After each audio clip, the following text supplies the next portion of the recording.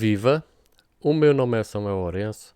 Decidi criar aqui uma nova série de vídeos de preparação, desta vez para o exame de acesso à categoria 1 da ANACOM.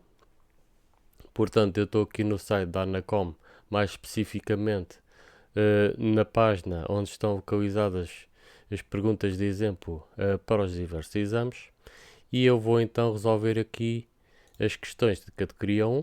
Ao todo são 208 questões. Portanto, como poderá ver.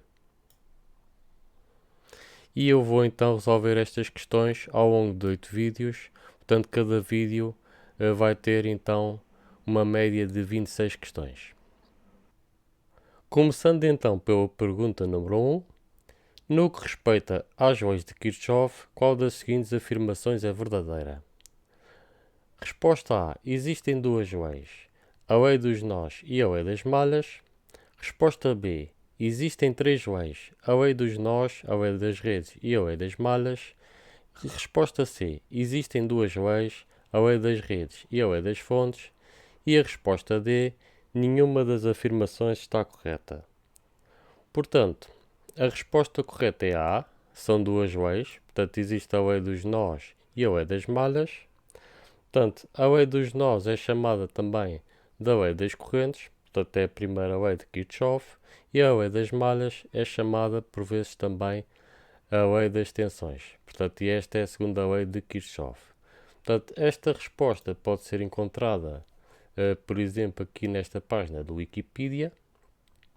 Portanto, tem aqui duas leis, a lei da corrente de Kirchhoff e a lei das tensões de Kirchhoff.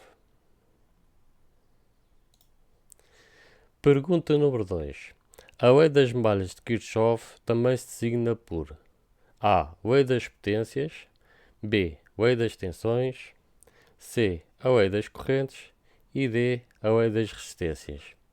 Portanto, a resposta correta é B. É a lei das tensões.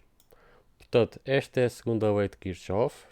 A lei das correntes, como eu referi, que é a primeira lei, será a lei dos nós. Portanto, esta resposta pode ser encontrada aqui.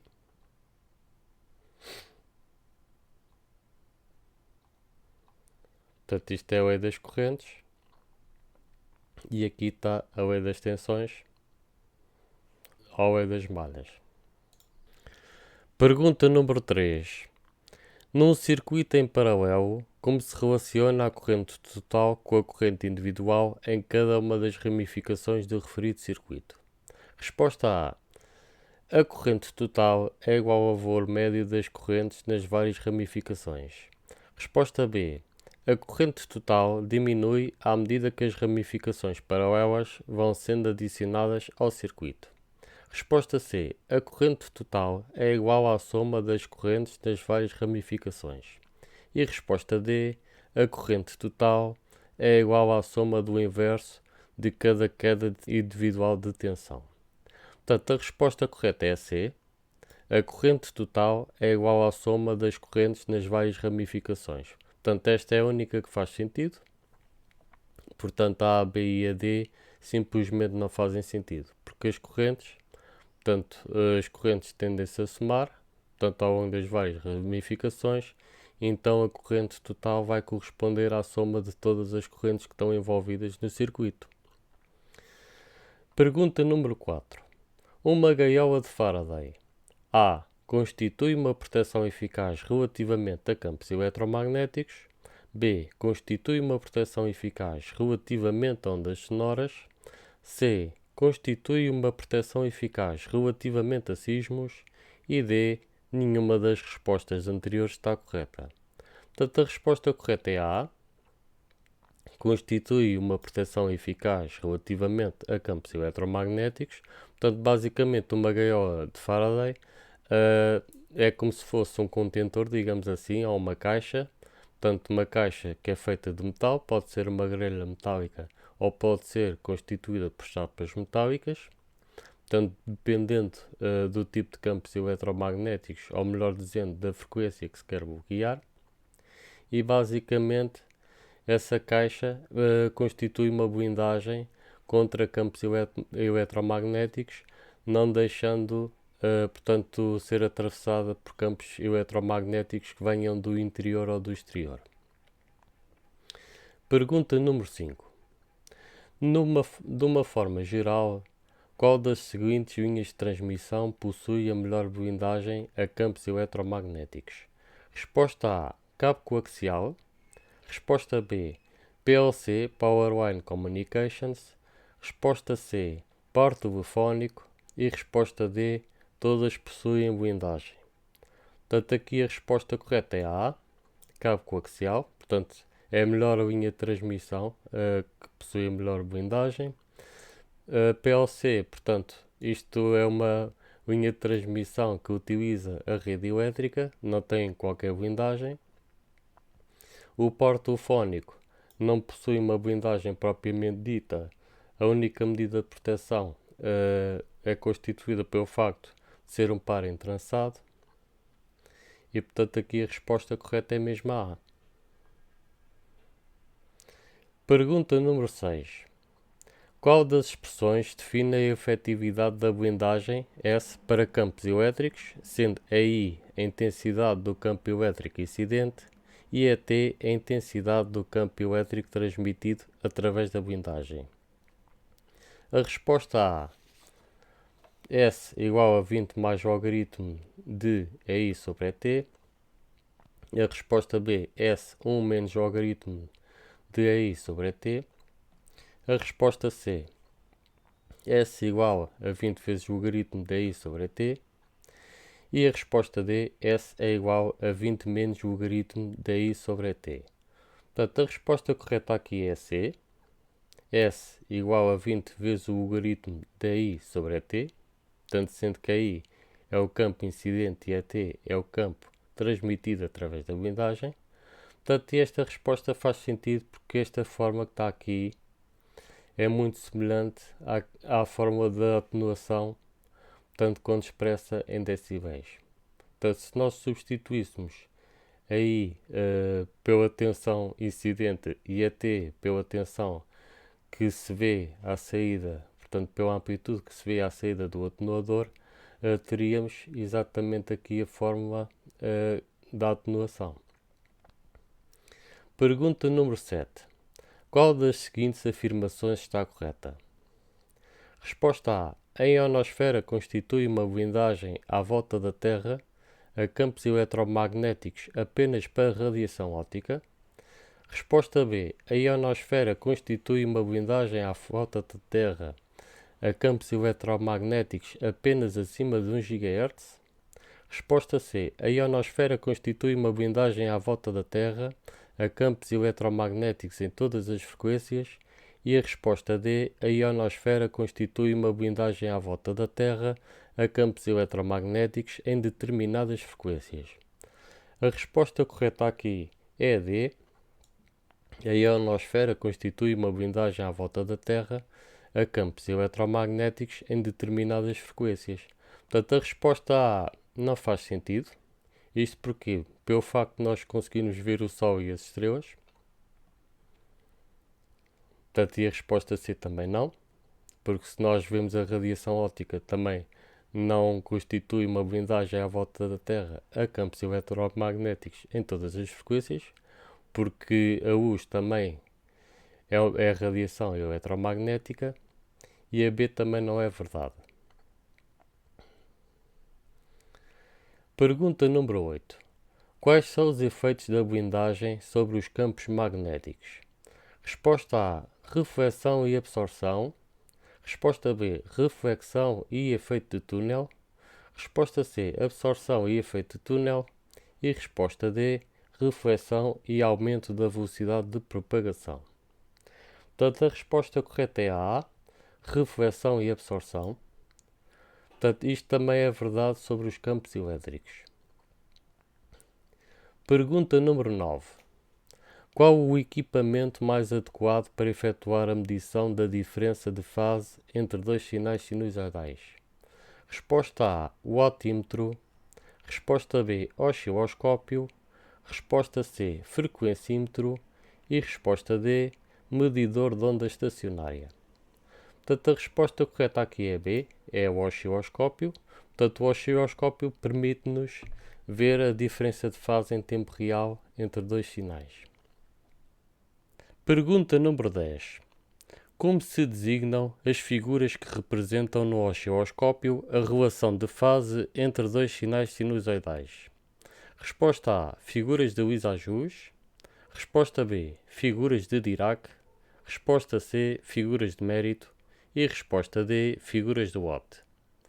A resposta correta é a figuras de Lissajous. Portanto, utilizando um osciloscópio em modo XY, isto quer dizer que ambos os canais controlam o varrimento. Portanto, nós colocamos dois sinais que têm uma relação entre eles nesses dois canais e vai-se gerar então uma figura que pode variar. Portanto, existe aqui um artigo no Wikipedia. Portanto, isto aqui é um exemplo de uma figura de Lissajous. E tem aqui várias. Portanto, isto consoante a relação entre os sinais. Portanto, aqui temos dois sinais em quadratura que vão gerar aqui um círculo. Mas consoante a relação entre estes sinais, vão-se obter aqui diferentes figuras. Pergunta número 11. Que tipo de circuitos ideais apresentam os sinais de corrente e de tensão em fase? Resposta A. Circuitos puramente capacitivos.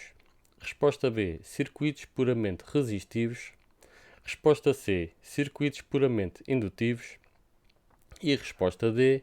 Qualquer tipo de circuito, seja ele puramente capacitivo, puramente resistivo ou puramente indutivo. Portanto, a resposta correta é B. Circuitos puramente resistivos. Portanto, no caso da resposta A, neste caso não se verificava os sinais de corrente e tensão em fase. Isto porquê? Porque a corrente num circuito puramente capacitivo veio adiantada 90 graus em relação à tensão. Portanto, uma mnemónica seria, por exemplo, um condensador. Portanto, um condensador, quando é carregado com uma subida de tensão súbita, vai exigir muita corrente. Portanto, começa a exigir muita corrente até ser carregado e depois, depois de estar carregado, vai se comportar como se fosse um circuito aberto. Portanto, inicialmente vai se comportar como um curto-circuito e depois vai exigindo cada vez menos corrente à medida que vai sendo carregado até se apresentar como um circuito aberto. No caso da C, de um circuito puramente indutivo, a corrente está atrasada 90 graus em relação à tensão. Portanto, isto basta pensar no exemplo de uma bobina. Essa bobina é sujeita a uma tensão, inicialmente não vai passar corrente e depois, à medida que a bobina vai sendo magnetizada, vai passar cada vez mais corrente até a bobina se comportar como um curto-circuito. Portanto, é justamente o contrário do condensador. Portanto, em todo o caso, a resposta à pergunta 11 é B. Circuitos puramente resistivos. Pergunta número 12. Diz-se que dois sinais sinusoidais estão em quadratura. Resposta A. Quando o desfazamento entre eles é 0 graus. Resposta B. Quando o desfazamento entre eles é de 60 graus. Resposta C. Quando o desfazamento entre eles é de 90 graus. E resposta D. Quando o desfazamento entre eles é de 180 graus. A resposta correta é C. Portanto, o desfazamento entre estes sinais é de 90 graus, para eu estar em quadratura. Se o desfazamento fosse de 0 graus, dir-se-ia que os sinais estão em fase. E, no caso da resposta D, os sinais estão em oposição de fase. Pergunta 13. A potência de ruído é dada pela expressão Pn igual a kTb. Como se designa a constante K? Resposta A, constante Kelvin. Resposta B, constante Lissajous. Resposta C, constante Dirac. E resposta D, constante Boltzmann. A resposta correta é a resposta D, constante Boltzmann. Aqui a resposta A induz em erro, embora Kelvin seja uma unidade de temperatura absoluta. Portanto, indo aqui ao Wikipedia, eu tenho aqui um artigo acerca da potência de ruído.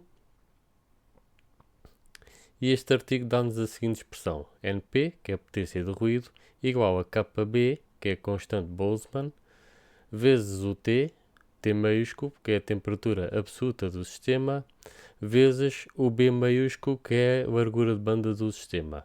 Portanto, a resposta correta então à pergunta 13 é a D, constante Boltzmann. Pergunta 14. Como podemos diminuir a potência de ruído de um sistema de recepção? Resposta A. Aumentando o mais possível a largura de banda efetiva do sistema. Resposta B. Aumentando o mais possível a temperatura de ruído do sistema sem degradar o sinal desejado. Resposta C. Filtrando de forma a diminuir o mais possível a largura de banda efetiva do sistema sem degradar o sinal desejado. E resposta D. Nenhuma das respostas anteriores está correta. A resposta correta é a C. Filtrando de forma a diminuir o mais possível a largura de banda efetiva do sistema sem degradar o sinal desejado. Portanto, analisando aqui a expressão, se eu diminuir a largura de banda do sistema, efetivamente também estou a diminuir a potência de ruído. Outra maneira de diminuir a potência de ruído é diminuindo a temperatura do sistema. As outras duas, portanto a resposta A e a resposta B, iriam aumentar a potência de ruído do sistema segundo a expressão que vimos anteriormente. Pergunta 15. O ruído térmico é um sinal A. Sinusoidal, B. Contínuo, C. Quadrático ou D. Aleatório. A resposta correta à 15 é D. Aleatório, portanto o ruído térmico é um sinal aleatório. Pergunta 16. O que quer dizer FSK? Resposta A. Frequency Shunt Kelvin. Resposta B. Frequency Shift Keying. Resposta C. Forward Shunt Keying. E resposta D. Forward Shift Keying. A resposta correta é B. Frequency Shift Keying. Portanto, isto é um modo de codificação em que o sinal é codificado com duas frequências discretas. Portanto, o sinal vai oscilar entre uma e outra frequência. Portanto, vai, digamos, ser transmitido de modo binário. Pergunta 17. Ao transmitir um sinal de dados, por que razão é importante saber qual o respectivo ciclo de trabalho ou duty cycle? Resposta A. Para ajudar a sintonizar o transmissor. Resposta B. Para evitar quaisquer danos no andar final de saída do transmissor. Resposta C. Para permitir que outras estações tenham tempo para interromper a transmissão. E resposta D. Todas as opções são válidas. Portanto, a resposta correta é B. Para evitar quaisquer danos no andar final de saída do transmissor. Portanto, existem modos de transmissão que têm um duty cycle de 100%, por exemplo, o FM e o FT8. Nesses modos de transmissão é conveniente diminuir a potência de saída do transmissor de modo a preservar o andar final de saída. Portanto, o que é que acontece? No caso específico do FT8, embora esse modo digital opere sobre fonia em USB, efetivamente é enviado um sinal contínuo em que a frequência varia digitalmente. Isso acaba por ter um duty cycle de 100%. Portanto, ou seja, em FM ou FT8, por exemplo, é conveniente diminuir bastante a potência de saída do rádio para evitar danos no andar de saída ou pelo menos para prolongar a vida do rádio. Pergunta 18. Que tipo de informação pode ser transmitido por meio de formas de onda digitais? Resposta A. Voz humana. Resposta B. Sinais de vídeo. Resposta C. Dados. E a resposta D. Todas as opções são válidas. Portanto, a resposta correta é D. Todas as opções são válidas. Portanto, tanto a voz humana como os sinais de vídeo ou os dados podem ser transmitidos digitalmente. Pergunta 19. O bitrate pode ser definido como: resposta A, o número de bits por segundo. Resposta B, é a taxa de erros por cada bit transmitido. Resposta C, o número de inversões de fase numa dada comunicação. E resposta D, a quantidade de informação associada a cada bit transmitido. A resposta correta é claramente a A, o número de bits por segundo. Portanto, o bitrate é justamente expresso em bits por segundo. E as outras respostas simplesmente não têm cabimento. Pergunta 20. Que parâmetro varia no sinal modulado num sistema de modulação por posição de pulso, vulgarmente designado por PPM, Pulse Position Modulation? Resposta A, o número de pulsos por segundo. Resposta B, a amplitude dos pulsos. Resposta C, a duração dos pulsos. E resposta D, o momento em que se produz cada pulso. A resposta correta aqui é D, o momento em que se produz cada pulso. Eu tenho aqui então um artigo no Wikipedia, portanto mais uma vez o Wikipedia vem aqui em meu auxílio e diz então que Pulse Position Modulation é uma forma de modulação de sinal em que a mensagem, portanto os bits da mensagem, são codificados ao transmitir um pulso isolado em qualquer um destes intervalos de 2 elevado a m, portanto, ou seja, o tempo em que o pulso é enviado é que vai variando. Se formos a ver aqui as outras respostas, o número de pulsos por segundo não é, portanto, o número de pulsos por segundo refere-se a um outro tipo de codificação, que é o Pulse Density Modulation. A amplitude dos pulsos refere-se ainda aqui a um outro tipo de codificação que até existe e é bastante conhecido, que é o PCM, ou Pulse Code Modulation. E a duração dos pulsos também não é. Portanto, a duração dos pulsos refere-se ainda a um outro tipo de codificação, que é o PWM, ou Pulse Width Modulation. Portanto, aqui a resposta correta a 20 é a D, o momento em que se produz cada pulso. Pergunta número 21. A que estão associadas as siglas CRC e FEC nas comunicações eletrónicas? Resposta A diferentes técnicas de modulação analógicas e digitais. Resposta B, a sistemas de detecção de erros em transmissão de dados. Resposta C, a sistemas de amplificação de RF. E resposta D, a sistemas de adaptação de impedâncias. Portanto, eu diria que é a B, a sistemas de detecção de erros em transmissão de dados. Isto porquê? Porque o CRC é bastante conhecido. Portanto, isto é um algoritmo que basicamente permite recuperar de erros. Portanto, o que é que quer dizer CRC? Quer dizer Cyclic Redundancy Check. Portanto, FEC é Forward Error Correction. Portanto, também é outro algoritmo que permite corrigir então erros. E basicamente então a resposta é B, sistemas de detecção de erros em transmissão de dados. Pergunta 22. Numa comunicação, o bitrate é de 9600.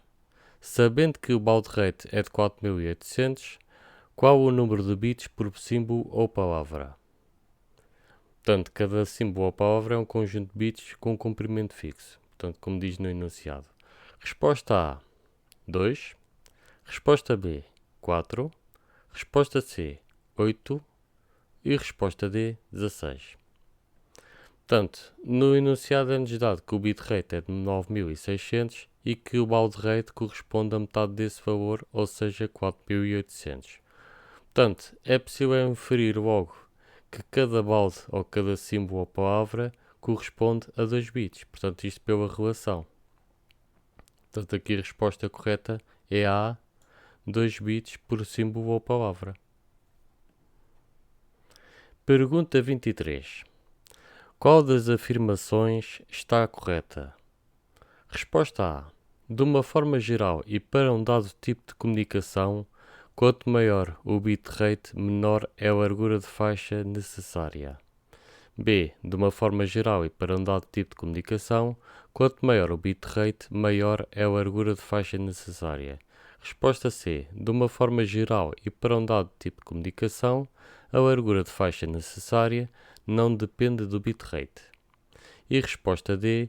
De uma forma geral, para um dado tipo de comunicação e para um dado bitrate, a largura de faixa necessária apenas depende da potência refletida pela antena. Portanto, a D de caras não faz sentido, portanto não pode ser a D. Portanto, aqui a resposta correta é mesmo a B. Portanto, quanto maior for o bitrate, maior será então a largura de faixa necessária. Portanto, maior é a largura de banda. Pergunta 24. A conversão analógica digital pode ser dividida em 3 etapas que são: resposta A diferenciação, a amostragem e a integração. Resposta B, a integração, a codificação e a quantificação. Resposta C, a amostragem, a quantificação e a codificação. E resposta D, a quantificação, a amostragem e a integração. Portanto, eu devo dizer que tanto a integração como a diferenciação não fazem parte de um processo de conversão analógico para digital, portanto que se dá dentro de um ADC. Portanto, podemos escolher logo aqui a B e a D. Portanto, a resposta correta é a C, a amostragem, a quantificação e a codificação.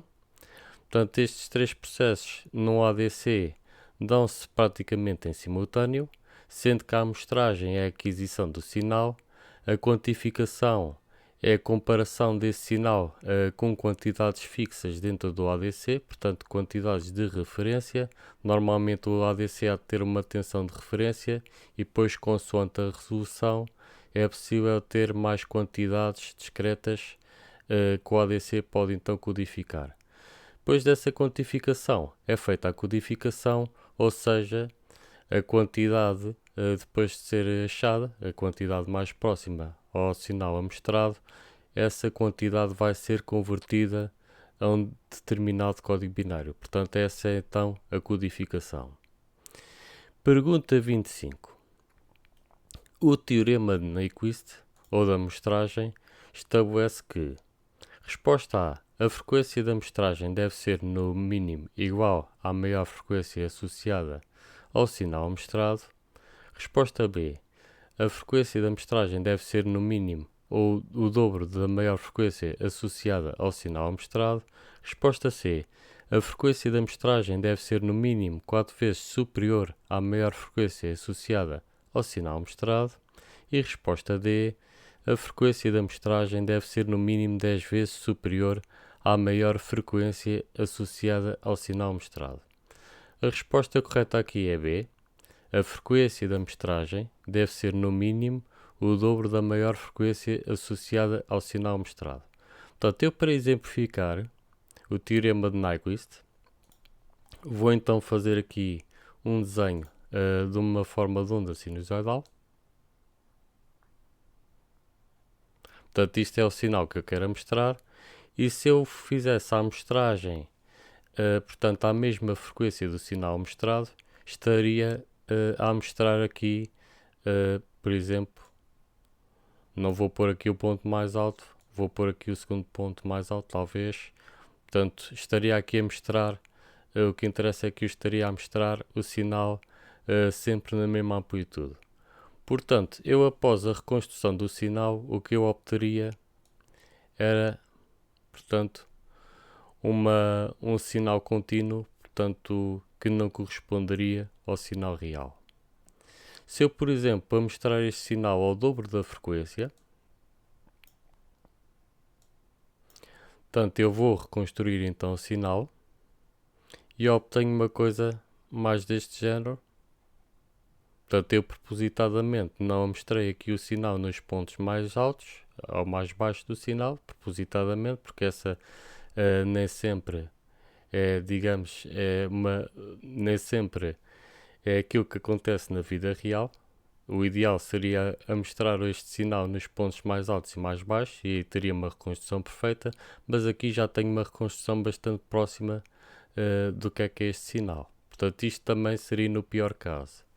De qualquer das maneiras, se eu tiver aqui uma frequência de amostragem um pouco superior ao dobro da frequência do sinal, portanto, eu praticamente vou ter aqui uma reconstrução mais ideal. Portanto, o ideal é que a frequência da amostragem seja pelo menos um pouco superior ao dobro da frequência do sinal mostrado. A última pergunta deste vídeo, a pergunta 26, numa conversão analógica digital, em que consiste o aliasing? Resposta A. É a distorção resultante de não se utilizar componentes de qualidade no circuito. Resposta B. É uma distorção aleatória que se verifica na conversão de sinais de muito alta frequência. Resposta C. É uma distorção relacionada com não linearidades nos amplificadores utilizados no processo. E resposta D. É a distorção resultante do não comprimento do teorema de Nyquist. Portanto, o aliasing é a distorção resultante do não comprimento do teorema de Nyquist, ou seja, onde a que está a ser amostrada não vai ser reproduzida porque a frequência da amostragem não é suficiente, deve ser 2 vezes superior à frequência máxima do sinal a ser amostrado. Posto isto, da minha parte então é tudo. Lançarei então mais vídeos cobrindo as questões de exemplo de categoria 1. Portanto, o próximo vídeo irá cobrir então a questão 27 a 52. Se entretanto quiser colocar algum comentário ou tiver alguma questão, disponha da secção de comentários que eu responderei. E até uma próxima.